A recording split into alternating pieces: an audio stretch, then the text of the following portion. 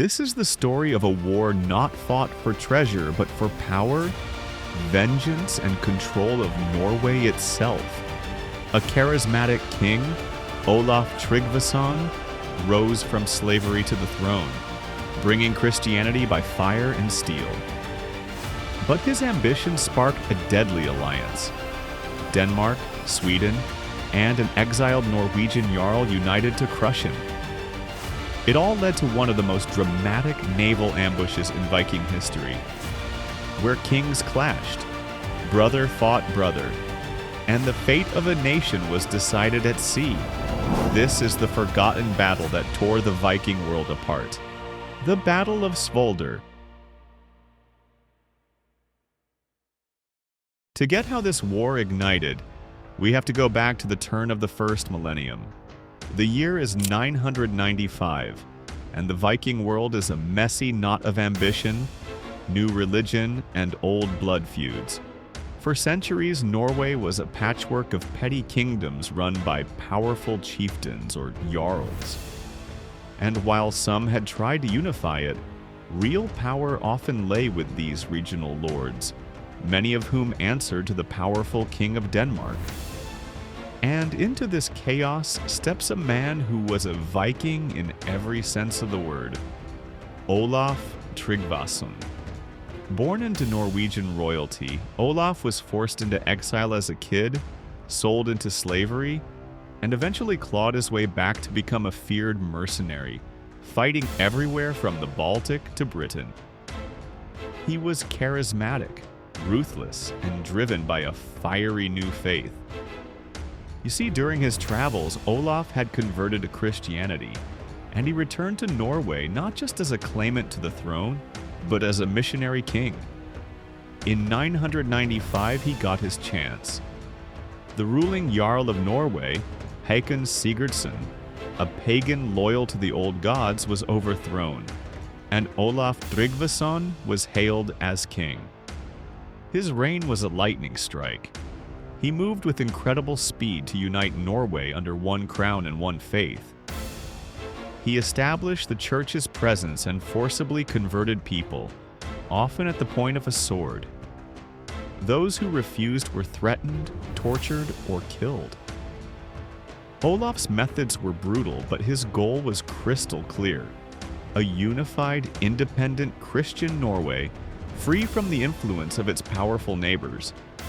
But in forging this new kingdom, he made some very powerful enemies. Our next key player is Svein Forkbeard, the King of Denmark. Svein was everything Olaf wasn't: calculating, established, and the ruler of the top power in Scandinavia. He saw Olaf's rise as a direct threat. The Danish crown had long claimed parts of Norway, especially the rich southern region of Viking. Olaf's independent Norway was an insult to Danish authority and a challenge to Svein's power. Beyond that, there was a personal rivalry, a clash between two alpha predators of the north. Svein wasn't alone. He found a natural ally in the King of Sweden, Olaf Skotkonung. The Swedish king was tied to Svein by marriage and was just as eager to see the ambitious Norwegian upstart put in his place. Together, Denmark and Sweden formed a formidable alliance, watching the new king of Norway with hungry eyes. And then there was the wild card, the man whose quest for vengeance would light the fuse. His name was Eirik Håkonarson. Eirik was the son of Håkon, the very jarl that Olaf Tryggvason had overthrown. After his father's death, Eirik was forced into exile and found refuge at the Swedish court. He was a brilliant and seasoned naval commander, considered one of the most dangerous men on the seas. For Eirik, this wasn't just politics, it was personal. Olaf had taken his home, his title, and his father's legacy. He wanted revenge, and in Svein Forkbeard and Olaf of Sweden, he found the perfect partners to help him get it. So the stage was set. In Norway, a charismatic but divisive king dragging his nation into a new Christian era. In Denmark and Sweden, two powerful kings who saw him as a threat. And in exile, a vengeful jarl with the skill to bring him down. The powder keg was full. It just needed a spark.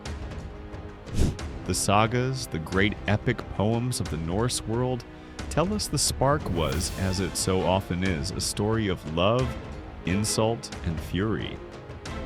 The legend centers on a powerful and famously proud noblewoman named Sigrid. According to later saga accounts, Olaf Tryggvason, trying to secure his power, wanted to marry Sigrid. It was a smart political move, but Olaf had one deal breaker. She had to convert to Christianity. Sigrid, a devoted follower of the old gods, refused. The argument got heated until Olaf, in a fit of rage, struck her across the face with his glove, yelling he would never marry a pagan dog. Sigrid's calm, chilling response became legendary. She warned him that this one act of arrogance might one day cost him his life. While historians now believe the story is likely a later literary invention, it reflects the tension between paganism and Christianity and the personal rivalries that defined the era. In saga tradition, Sigrid later married Olaf's great rival, King Svein Forkbeard of Denmark. As Queen of Denmark, she is said to have never stopped whispering in her husband's ear, pushing him to make war on the man who had publicly shamed her. While Sigrid's reported quest for revenge stoked the flames in legend, the direct trigger for war came from another marriage. Olaf had married Thuri, Svein Forkbeard's sister. Thuri was promised a rich dowry from her brother, but Svein refused to pay up. Goaded by his furious new wife and maybe seeing a chance to flex his power, Olaf decided to act. He gathered a fleet and sailed south to Vendland in modern-day Poland to claim his wife's property from a local ruler who was allied with Denmark. This trip would be his fatal mistake. His enemies saw their chance. With Olaf far from home and sailing with only part of his fleet, the moment for an ambush was perfect. The allied kings, Svein of Denmark and Olaf of Sweden, called their fleets. They were joined by the man who wanted revenge more than anyone, Jarl Eirik Hakansson. A trap was being laid. The sources tell a tale of betrayal. A chieftain named Jarl Sigvaldi, supposedly a neutral party, met with Olaf in Vendland. He swore that the rumors of an ambush were lies and the way home was safe. Trusting him, Olaf sent most of his fleet ahead, anxious to get back to Norway. He stayed behind with only his most elite ships and loyal men, planning to follow. He was sailing directly into the jaws of the largest Viking fleet ever assembled against a single king. The battle was fought in September of the year 1000, at a place the sagas call Svolder. The exact spot is lost to history, likely somewhere in the western Baltic Sea near the island of Rügen or the Øresund Strait. This mystery only adds to the battle's legend. What we do know is that hidden in a channel, waiting, was a massive allied armada of over 70 warships. They were waiting for one man. Clueless King Olaf Tryggvason sailed for home with just 11 of his best ships. As his small squadron neared the strait, his enemies watched. The sagas paint a dramatic scene. Standing on the shore, King Svein and King Olaf saw the ships approaching. They watched Olaf's smaller vessels pass one by one, several times mistaking a large ship for Olaf's flagship, only to be corrected by the one man who knew the Norwegian fleet best. Jarl Eirik stood beside them, calm and watchful. As a particularly grand ship sailed by, Svein Forkbeard reportedly said, "That is a large and beautiful ship. That must be the Long Serpent." But Eirik, recognizing it as another vessel, replied with grim certainty, If King Olaf had only this ship's fine, he would never be taken by you. The allied kings grew impatient, but Eric knew what he was waiting for. And then it appeared.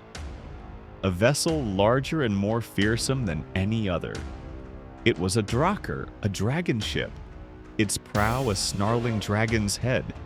Its stern a coiling tail, both gleaming with gold. This was the Ormen Lange, the Long Serpent, the most famous warship in the Norse world. Built by Olaf himself, the sagas claim it could carry hundreds of warriors. A more sober estimate would still be well over 100 of the North's finest. Upon seeing it, Jarl Eirik reportedly said, "It will be a long time before there is silence in this sound." Olaf saw the enemy fleet emerge and instantly understood the betrayal. He was hopelessly outnumbered, at least 7-1. His men begged him to flee to use the Long Serpent's speed to escape and fight another day. But Olaf Tryggvason was a Viking king. His pride wouldn't let him run. According to the sagas, he stood on the deck of his great ship and declared, "Strike the sails! I have never yet fled from a battle. Let God look after my life, but I will never flee." He made a fateful choice. He ordered his 11 ships lashed together side by side, creating a single floating fortress. The mighty Long Serpent, being the longest and tallest, was in the center, its high walls acting as the castle's keep. This turned a naval battle into something more like a land siege, a brutal hand-to-hand fight of attrition. The battle began with a thunderous roar. The Danish and Swedish fleets threw themselves at Olaf's line, but were met with a storm of arrows, spears, and stones. Olaf's men, fighting from their higher, fortified platform, beat back wave after wave. The Danes and Swedes suffered heavy losses, their ships battered, and their men tossed into the sea. For a time, it seemed the sheer ferocity of the Norwegian defense might just hold off the overwhelming numbers. But the most cunning of Olaf's enemies was holding back. Jarl Eirik Hakonarsson had watched the frontal assaults fail. He was a Norwegian, and as Olaf himself had noted before the battle, Eirik and his men were dangerous because they are Norwegians like us. Eirik knew their tactics. He wouldn't waste his men in a head-on charge. Instead, he moved his own formidable flagship, the Iron Ram, to the flank of Olaf's line. He targeted the outermost ship. His men swarmed it, and after a vicious fight, they took it. But instead of just keeping it, Eirik's crew cut the captured ship loose from the formation. Then they moved to the next one. It was a brilliant and ruthless strategy. Eirik was dismantling Olaf's fortress one piece at a time. It was like peeling an onion, layer by bloody layer, getting ever closer to the prize at the center, the Long Serpent. One by one, Olaf's ships were overwhelmed and cut away. The Norwegian line shrank. Soon, all of Olaf's remaining warriors were crowded onto the decks of his last and greatest ship. The final stand aboard the Long Serpent is the stuff of legend. Surrounded, Olaf and his men fought with desperate courage. It is here we hear of Einar Tambarskjaldfir, said to be the best archer in Norway. From high in the rigging, Einar loosed arrows at Jarl Eirik himself, trying to kill the enemy commander. One arrow struck the tiller right next to Eirik. Another flew between his arm and his side. Eirik, unfazed, pointed to the archer and told one of his own men to shoot him. An enemy arrow flew across the battlefield and struck Einar's bow, shattering it with a loud crack. King Olaf, hearing the noise, called out, "What broke with such a noise?" Einar replied with the famous words, "Norway king breaking from your hands." That moment was the end. Jarl Eirik's men finally stormed the decks of the Long Serpent. The defense, exhausted and overwhelmed, collapse. Seeing that the battle was lost, King Olaf Tryggvason made his final choice. Rather than be captured by his rivals, he climbed onto the ship's railing, held his shield over his head, and leaped into the cold Baltic Sea. Weighed down by his armor, he vanished into the depths, sealing his own legend. With Olaf Tryggvason gone and the Long Serpent captured, the Battle of Svolder was over. The allied kings had won. The most ambitious king in the north was dead, and his dream of an independent Norway died with him. The victors immediately carved up the spoils. Norway, the kingdom Olaf had fought so hard to build, was broken apart. King Svein Forkbeard of Denmark took direct control of the valuable southern district, reasserting Danish authority. King Olaf of Sweden was granted territories in the east. But the real power in Norway now lay with the man whose strategy had won the day, Jarl Eirik Hakonarsson. The rest of Norway was handed to him to rule as a vassal of the Danish king. For Eirik, revenge was complete. He had reclaimed his family's legacy and now stood as the most powerful man in Norway. The consequences were huge. Norway's brief, fiery period of independence was over, and it was once again under Danish influence. The Jarls who took over were pagan, or at least tolerant of the old ways. Much of Olaf's missionary work was set back, as many people returned to the worship of the Norse gods. The Christianization of Norway was halted, at least for a generation. The Battle of Svolder sent shockwaves across the Viking world. It was a stark lesson in where true power lay, not just in raiding foreign shores, but in the complex and deadly politics of Scandinavia. The battle reshuffled the entire political map, setting the stage for future conflicts and the eventual rise of another legendary figure, Olaf Haraldsson, later Saint Olaf, to take up the cause of a united Norway once more. So why does this brutal, thousand-year-old naval battle still matter? Because the Battle of Svolder forces us to look past the pop culture caricature of the Vikings. It makes us see the far more complex and violent reality of their world. What this story really shows us is that the greatest conflicts the Vikings fought were often against each other. Svolder is the ultimate proof. This wasn't a battle against Franks or Anglo-Saxons. This was a Scandinavian war fought for control, religion, and revenge. It reveals a world of sophisticated politics, strategic alliances, and personal betrayals that were every bit as important as their famous raids. Olaf Tryggvason's fall shows a crucial truth about the Viking Age. Power was personal and fragile. A king's authority was only as strong as his ability to defeat his rivals, many of whom were his own countrymen. The coalition that brought Olaf down, a Dane, a Swede, and an exiled Norwegian Jarl, was a perfect snapshot of this political landscape, where alliances were fluid and survival was everything. The battle also marked a turning point in the struggle between the old pagan ways and the new force of Christianity. Olaf's defeat was a temporary victory for the old gods, but the tide of history was unstoppable. The struggle for Norway's soul would continue, leading to more battles and eventually a permanent Christian kingdom. The legacy of Svolder is the legacy of a more complicated Viking. Not just a raider, but a politician. Not just a warrior, but a kingmaker and a kingbreaker. It reminds us that before they could project their power across the world, they first had to survive the brutal power struggles at home. The Battle of Svolder is more than a forgotten piece of history. It is an epic saga of ambition, betrayal, and the tragic fall of a great king. It's the story of the magnificent Long Serpent, making its last stand against impossible odds.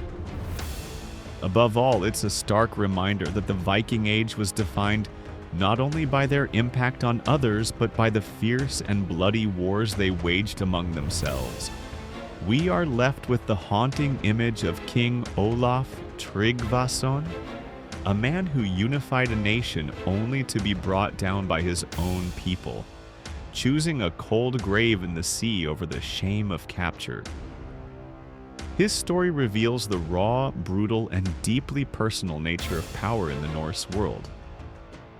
If you enjoyed this look into a forgotten corner of Viking history, be sure to subscribe for more stories that challenge what you thought you knew about the past. And let us know in the comments, what other brutal, forgotten battles should we uncover next? Thanks for watching,